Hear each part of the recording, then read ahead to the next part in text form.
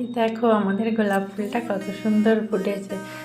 আমি এদিকে রান্না করছি। তো আজকে একদম সিম্পল খাবার দুপুরে বানাইছি, ডাল, ডিম সেদ্ধ আর পেঁয়াজ আদা রসুন দিয়ে ভেজে, লঙ্কা ভেজে আমি আলুটা মেখেছি। তো রান্না করে খাওয়া দাওয়া করে আমি চাল কুটতে বসেছি। তো আমাদের এখানে মেশিনে চালটা করে নিয়ে এসে পিঠে বানানো হয়। তো ওর পিঠেগুলো না অতটা সুন্দর হয় না, এই জন্য আমি ওই হামান দিস্টে করে চালটা কুটে নিয়ে পিঠে বানাবো। তারপর আমি একটা শাড়ি অর্ডার দিয়েছিলাম, তো চাল কুটতে কুটতে ফোনটা আসলো, তো আমি ছুটে গেলাম। তো শাড়িটা যে নিয়ে আসলাম, তো শাড়িটাকে আবার পরে দেখতেও শখ গেল, পরে দেখি কেমন লাগে। তো পরে দেখে তারপর আবার এই যে চাল কুটে নিয়ে সব কাজ সেরে নিয়ে আর এখানে বসে গেছি পিঠে বানাতে।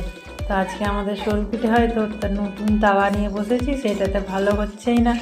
তো আবার কড়াই করে বানাচ্ছি, সেটাতেও ভালো প্রথমে হলো না, তারপর হয়েছে। তো এইভাবে এই পিঠেগুলো বানিয়েছি।